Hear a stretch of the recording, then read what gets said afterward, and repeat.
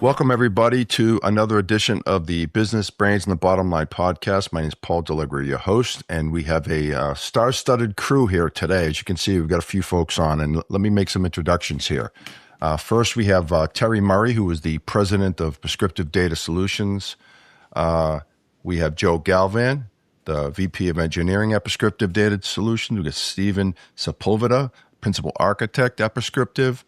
And John Parker, the Network and Security Practice Manager at Prescriptive. How you doing, John? But our guest today really is Joe Ross. He's the Executive Director of IT Infrastructure at Waste Connections. Welcome to the show, Joe. Glad to be here. Yeah, so really kind of what we wanted to talk about today is, disaster recovery, cyber recovery, and how it's kind of evolved over the years. And I think we have a good mix of people here. Terry is obviously a technical guy. He's the president of Prescriptive, so he can look at things from a business owner standpoint. Now we've got a few technical guys on the team, and of course your view, Joe Ross, I should say, is important because you're coming from an end user standpoint. We deal with customers like yours all the time, so I think we've got a good mix of perspectives here on the show today. So welcome everybody. Appreciate everyone taking time out of their day for this. It should be a fun conversation. All right. So, well, I kind of like these are such a wide ranging conversations. I'll kind of start with you, Terry, and kind of give some definitions of what cybersecurity was in the past and what disaster recovery and business continuity was in the past, and then we'll go from there. Well, thanks, Paul. I think there's some other guys that can dig into really the details of it, but I think a lot of it has to do with how your applications and your data is much more distributed than it used to be, right? You used to have everything within your core data center. That's where everything lived. So certainly now it's much more distributed, whether you're using traditional cloud or certainly using SaaS, right? So that would be one of the first things that I think people are trying to wrestle with is, okay, it's not all in this one place now.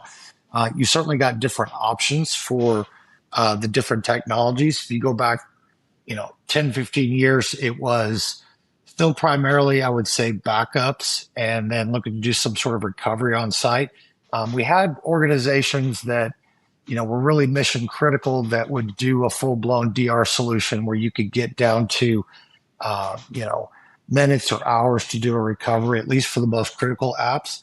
One of the interesting things now is the price to actually do that has dropped dramatically to where before, if that was this top echelon of companies that could afford to do that, now a lot more of them have the ability to do that, leveraging cloud or leveraging different solution providers. And then on the security side, obviously that's changed dramatically, and John can speak to that more, but the ransomware stuff just as prevalent as it always has been. And then not just ransoming, but now in some cases, we're going to expose your data. So it's not just that we're encrypting you and you can't have access to it. We're going to publish it for everybody out there to see. And it just seems like it's much more, everyone's a target, right? And there's not a whole lot that you can necessarily do to not be a target, right? And that's one of the things that we'll see sometimes is you still find that with small companies where they feel like, hey, nobody's going to come after me from a hacking perspective. And I think what they miss is just that there are certainly organizations that are specifically targeted, but in a lot of cases that's not it at all. They're just looking for a hole, right? And if you have one, and then maybe you're not good for $1 million, but maybe you're good for 50K, and they'll take your 50K just as much as they'll take $1 million from this other guy.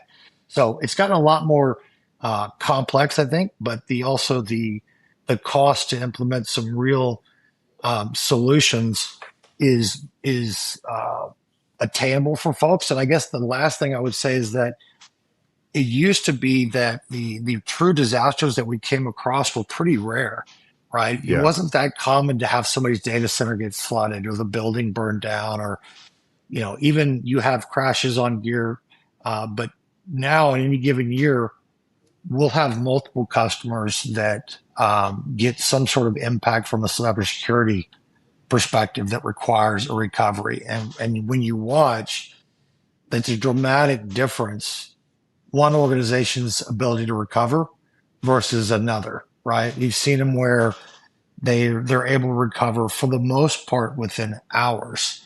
And then we've seen some where you're talking months to kind of recover, right? So it's an interesting dynamic out there right now. Well, thanks, Terry. I think we'll jump to John Parker, and Terry had mentioned some, the cybersecurity aspects of it. John, what's your take on how this has evolved over the years? Well, I guess one of the things I'll call out is the methods in which we used to do like our backups. We joke about the days of tape and things like that, offsite and offline backups, air gapped, all of those technologies, which is really funny because that mechanism in which we used to do all the time is actually what saves us today. Right now, the process is changing, whether it's immutable backups or whatever, but the idea of keeping those backups off somewhere else that can't be tainted or touched or whatever, and then we're using them as our source of truth to recover, it's still true today. It's just we're doing it a different way, right? And we have to use it because of those mechanisms. The problem that we've really run into, to Terry's point about the cost going down, being able to do backups and leveraging SaaS tools and things like that, is that they're not as separated as they once were, right? It was very easy to say, hey, here's my tape backup. I'm going to put it in this locked cabinet somewhere, and it's safe for the next 90 days or whatever it is, that until I go and write over it. But now, if my backup solution is readily available and it's always being pushed and it's always being backed up, and I'm backing up the bad guys' content, their malware, whatever it is, into my system, and I'm not inspecting it, or I'm not safeguarding it, or it's not stored for long-term retention, I just reintroduce the same problem back into it. So from a cybersecurity standpoint, there are some early day mechanisms that we should still be using today. We just need to modernize them. And we're seeing them take place. Like I said, again, immutable backups has been a big one, right? Is saying, hey, these backups can't be modified. They can't be changed. We know that they are exactly as they were when we took them. So that's just another mechanism, that whole thing of like the offline tape backup. So that'd be the first thing I talk about is that's where we're falling short, is the mechanisms we're using need to be, adapted to the modern threat in that landscape. And then the other part of it true for everything is that our exposure rate is much higher than it used to be. Go back in time, maybe you had a firewall, maybe you just had an internet router, whatever it is, but we weren't getting blasted on the front end all the time. Bad guys trying to, hack in, or whatever the way it was that you describe it. The unfortunate truth is now we're letting them in, whether that's by letting our identities be compromised and then they're just logging in, or it's just the fact that we've got an overexposure of applications that are inside of our environment that are just inherently weak for whatever reason. And it just is what it is. But the end result is that our exposure, our attack surface, is so much higher than it used to be that it's become so much more important that we address that recovery mechanism, right? Because the traditional way of doing it is we've got to be able to get back up faster. We've got to be able to bring more systems up, because before it was like, hey, I got this one web server here that's my whole business, or a spreadsheet, right? Whatever that was, our whole business run. That's not the case anymore. It's like we've got servers upon servers, data center upon data center that our entire business needs to run off of. And we can't take, to Terry's point earlier, months to get back up and running. Like if we take more than a week in downtime, our business might fail, right? I mean, that's a reality of the current situation. And that's where, again, to the point of the message, is traditional disaster recovery is not, it's failing us. We need to modernize and take a different approach. Hey, John, one of the things that you said was, you talked about it, how it's immediate, right? And I was thinking about, we had a customer that had a third party managing their firewall. They misconfigured it, right? That left it open. And it wasn't like it sat there for 6 months and they eventually had some sort of breach. It was near immediate, right? It was like, as soon as that hole was open, they came in, right? It was within minutes. Within minutes. That's shocking, right? It's like this is going on real time constantly. And one little slip up, and now you have a major issue. Yeah, Terry, and I would think with AI and all the automation tools out there, the bad guys are just as good at it as we are sometimes, trying to defend against it. they're having all the tools to really accelerate that, I would think. Definitely. And they're on the offensive, right? So they can take a proactive approach at it, and then we have to be reactive in the way that we protect against that. So it's tough. I think the architecture's just changed, right? So it's changed the whole game. You have the traditional backups, protecting your data. But to access that data, you need services that are provided through the cloud and these modernized networks. So it's not just about data all the time and how you recover. Right. You can recover your data all day long, but if your identity service is down, you can't access any of the data. So there's a lot of unique challenges as time has gone on the last 20 years. And you think about, traditional companies, we had one firewall protect our data center. It was very easy. I had one window in, so it was really easy to layer services and protect it. Now I have 3 different clouds, 50 different service providers. My data is all over the place. How do you secure all that? How do you back it up? And, so I look at it, disaster recovery for services and data, because, I think they're like 2 different components of, recovery. So.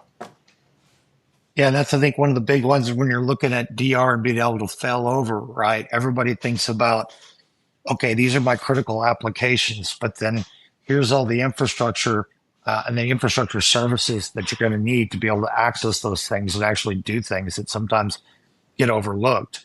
I think one of the things we've seen too is documentation and understanding of your environment. It's interesting to watch the companies that seem to have a very good handle on this is all of our stuff, this is our landscape, this is where it is and how it works. When something happens, their ability to recover is pretty good. Where some of the ones we've seen that really struggle is, one, not having a great handle on their backups, so they don't really understand, or you go and look and not everything was really protected that you thought, and then not knowing where everything really is, not understanding your systems, the order that they have to come up and what pieces are integrated. It's crucial, right? Yeah, I think there's been a change in the industry. I think in the old days, it was a DR runbook is what everybody strived to have. And it was pretty straightforward, right? If the primary site goes down, then follow this DR runbook and bring up the secondary site. Now it's more of a cyber recovery runbook, which is totally different because that's more of a business recovery plan.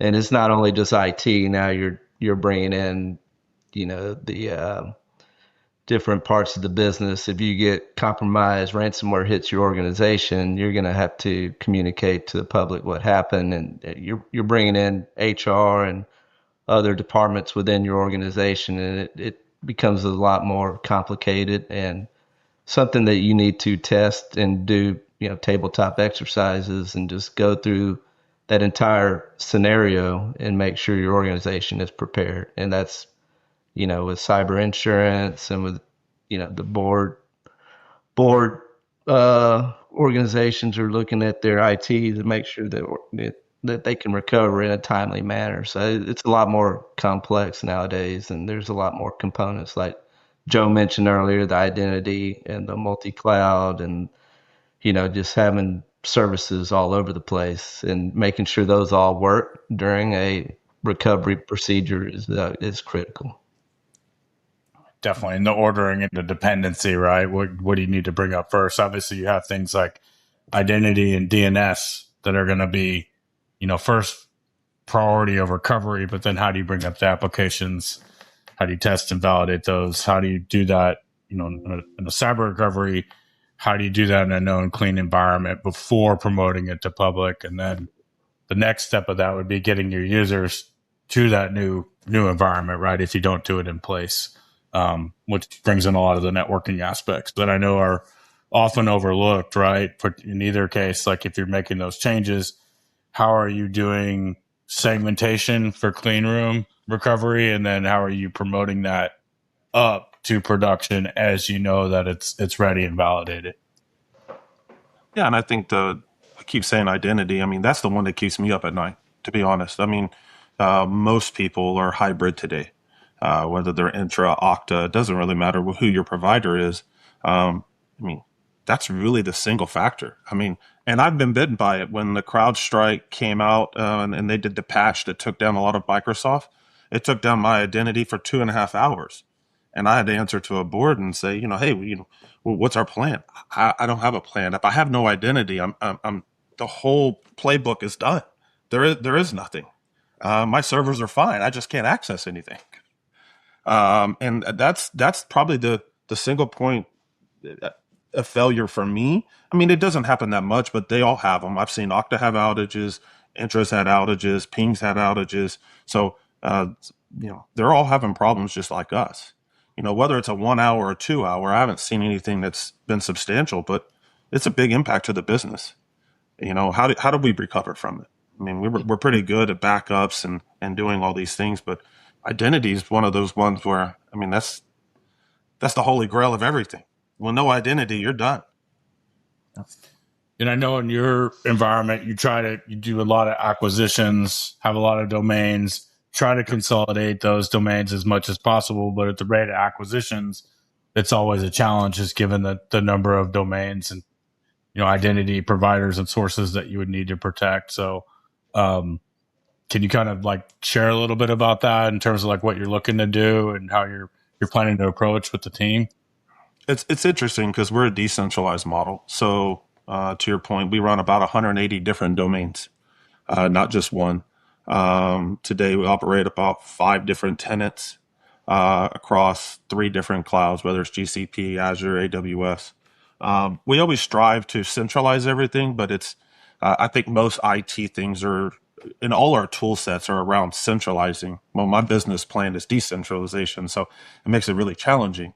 And when I look at our disaster recovery plans and I look at all the things that we have to do and the challenges we face, I mean, we're kind of unique just because we're like a consultant to, 400 different businesses. When people think of Waste Connections, they think of a trash company, and we're so much more than a trash company.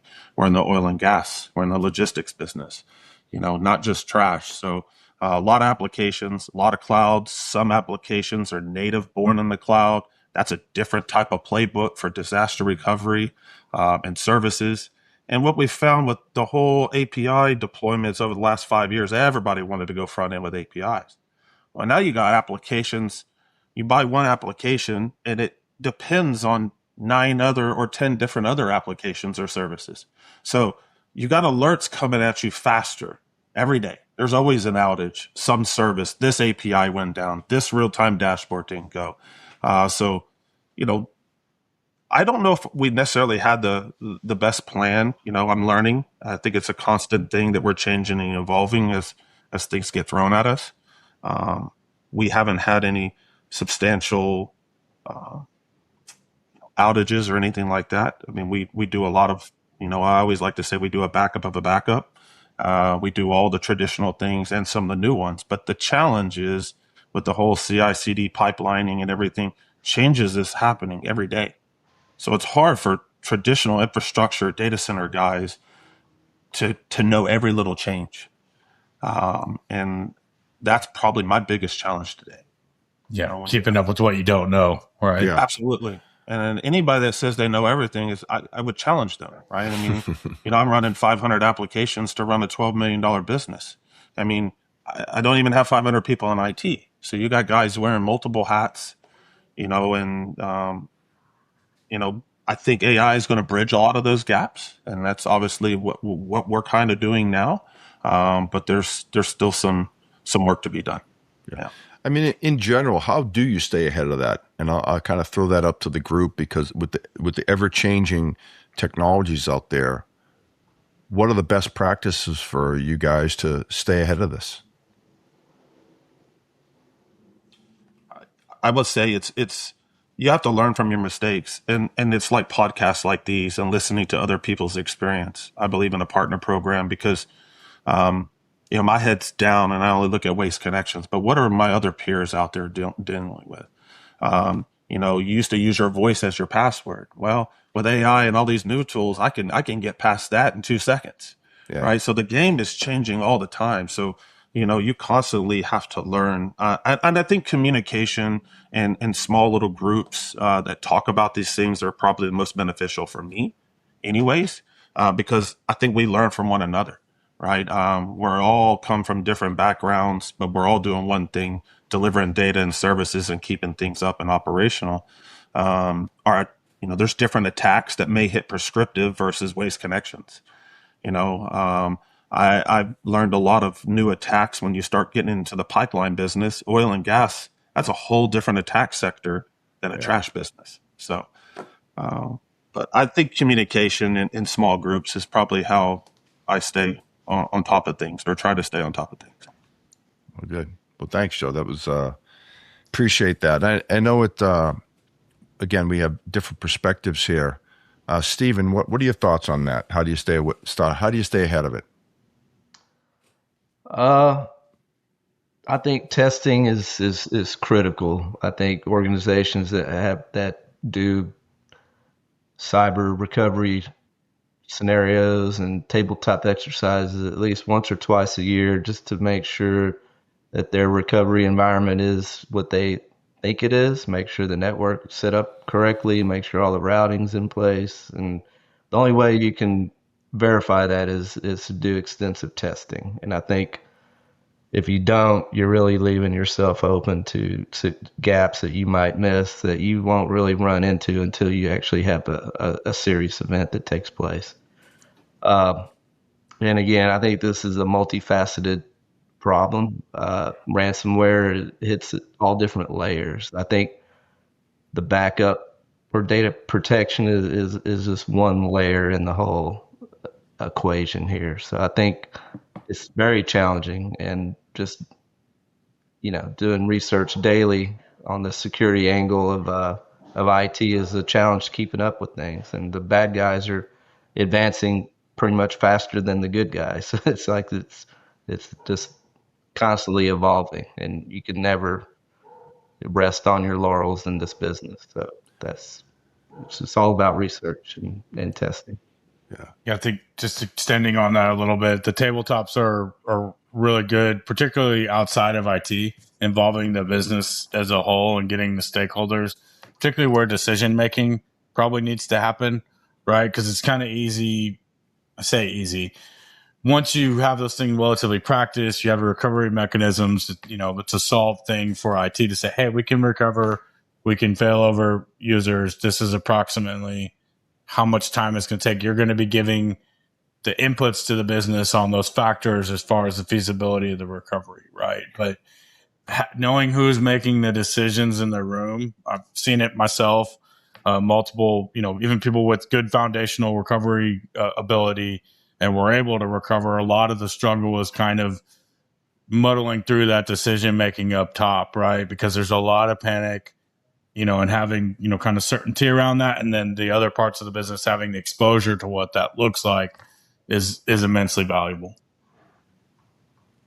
And Joe, I was thinking about when you were talking about that with DR, right?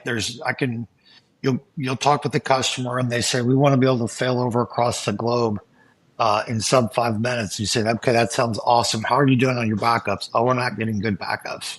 And so, well, maybe we start there. I think we see some of that on cyber recovery too, right? Where sometimes folks will fall in love with some advanced technology, but then you go and you talk to them or you look at their environment and you realize, hey, you really don't even have multi-factor authentication properly implemented in your environment. You don't have endpoint protection on all these systems. You're not watching for configuration drift, all the basic blocking and tackling, right? And it seems to me that some of those, how you look at them and go about them might have changed some, but it's those fundamentals that folks, a lot of cases when they have a breach, that's where it happens. And it's not because, well, you didn't have a technology that would have prevented this. You probably did, but it wasn't configured, it wasn't managed, it wasn't monitored. So, sometimes you go in and it's sitting there screaming it's been telling you for a month that you have this issue, but nobody was looking at it or did anything about it.